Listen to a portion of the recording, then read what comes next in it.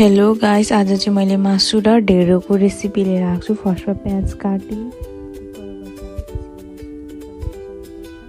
त्यसपछि प्याज काटिसकेर मैले कुकरमा तेल, मेथी, प्याज फ्राई गरेँ। मजाले फ्राई गरेँ यसरी। अनि त्यसपछि मैले खसीको मासुलाई हालेँ। खसीको मासु हालेर पनि पहिला मजाले फ्राई गर्नुपर्छ। खसीको मासु पकाउँदा चाहिँ पहिला प्याज फ्राई गरेर अनि खसीको मासु हाल्नुपर्छ। त्यसपछि नुन बेसार हालेँ मैले। त्यसलाई मजाले चलाउँदै हल्का फ्राई भएपछि अनि त्यसमा मसला हाल्नुपर्छ। मसलालाई पनि हल्का मजाले त्यसपछि मैले टमाटर मसला, प्याकेटको मसला पनि हालेँ। त्यसले अलिकति टेस्ट हुन्छ।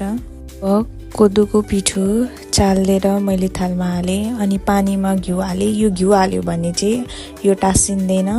यसरी बिस्तारै तपाईहरूले पनि गर्नु सक्नुहुन्छ। यसरी बिस्तारै हाल्दै चलाउँदै गर्नुपर्छ।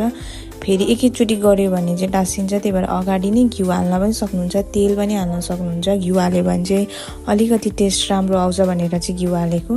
अनि यसरी नै बिस्तारै चलाउँदै मजाले गर्नुपर्छ। अनि त्यसपछि यसरी सेप आउँछ।